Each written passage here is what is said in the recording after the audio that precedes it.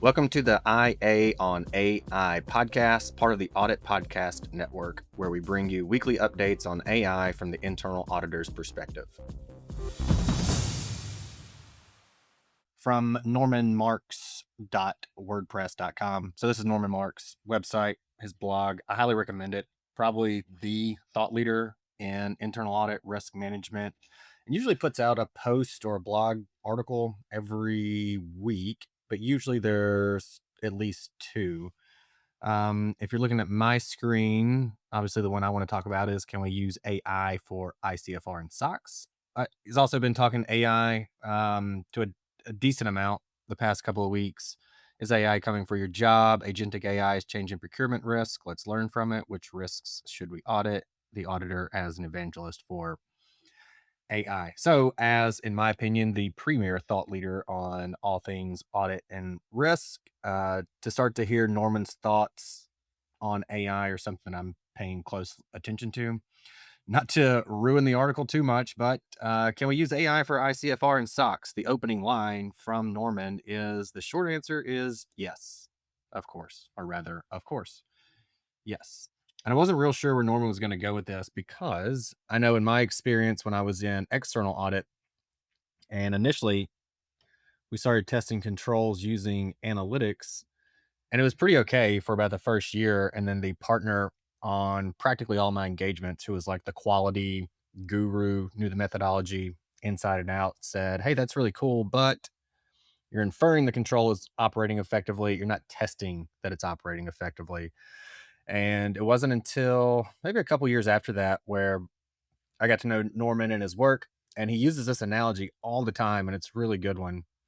So, similarly, like, imagine we do terminated user testing using analytics, and we see 50 people, or rather, we see that nobody that's been terminated still has access to whatever, name a system, the GL, something, whatever it is.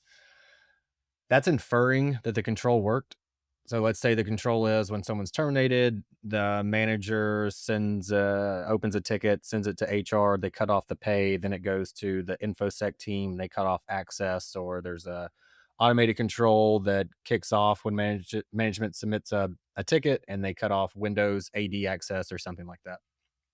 Just because they no longer have the access doesn't mean that that process, that control, was followed, which was super frustrating when I found out about that when I was in external audit. So anyway, Norman always does this analogy similarly. So he says, consider this. The fact that your home has not been burglarized isn't proof that you locked the doors and windows and turned on the alarm system every time you left the home, i.e., those would be the controls. Just because somebody didn't break in doesn't mean that you turned on the alarm, you had all the windows and doors locked, which is what you would want. So that's why I was curious what Norman was going to come out with. I fully expected that analogy and nailed it.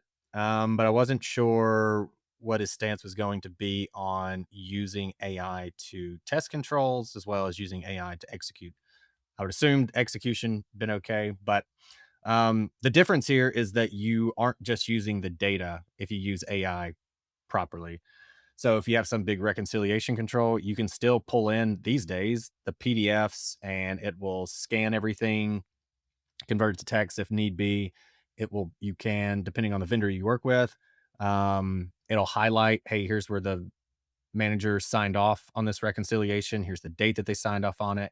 Here you can see where something didn't reconcile. So you can see the back and forth on getting that remediated, all that kind of good stuff. So you can use AI, specifically agentic AI, to test SOX controls now. You can still do it if you want to take a sample. My opinion, if it's a control that ties very closely to the strategy, consider testing 100%, even using AI to pull down all that documentation, or simple automation, either just to pull down all the documentation. Norman does go on to say that the problem with this could be that evidence of the control being performed, he said, is often not available to an AI agent to examine. It may be on a piece of paper. That seems less and less. I don't know anybody who's going back to paper. Like, everybody's trying to go digital, and they have been for years. And so I think that's going to be more of an exception than the norm, and being able to go, hey, we don't have access to the evidence because it's on a piece of paper. Well, even if that's the case, scan the piece of paper in, or all the pieces of paper, and then you could still continue to use AI on that front. So, um, two reasons I wanted to point this out. One is the use of AI for SOX control testing is very real. It's here right now. Truthfully, I don't know any internal audit teams that have developed that in house, but there are a decent amount of vendors that are doing this at a very high reliable level. I've talked to multiple CAEs who have worked and done some level of a proof of concept with multiple vendors in this space, and they've all given their feedback, and it is very real. I've seen most of the vendors also. So, all that to say, that is very real. We do need to consider when the day comes that, hey, we don't need to do the testing. We just need to review it in all likelihood. So, think senior or manager level um, of expertise in audit is all that's going to be required. What's that going to do to internal audit, your internal audit team? If you want to think broader, you can think about the profession. So that's one thing I want to share. The other one is just for people that don't know who Norman is, I always like to introduce him to as many people as I can through this podcast. He's been on the Audit Podcast 2 or 3 times. If you're familiar with Richard Chambers, former president and CEO of the IAA, puts out this top 12-ish. I think it's always been 12, maybe give or take 1 or 2, but thought leaders in internal audit. And Norman, it's like every year Norman was on it. And I think Richard usually opens with something like, if there were to be a top thought leader, it would be Norman.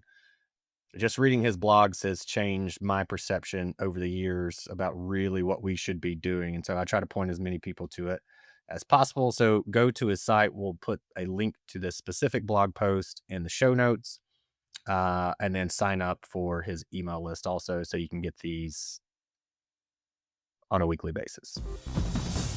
Thank you for listening, and be sure to follow the link to greenskiesanalytics.com in the show notes and schedule time to see how Green Skies can make the hype of AI a reality in your internal audit department.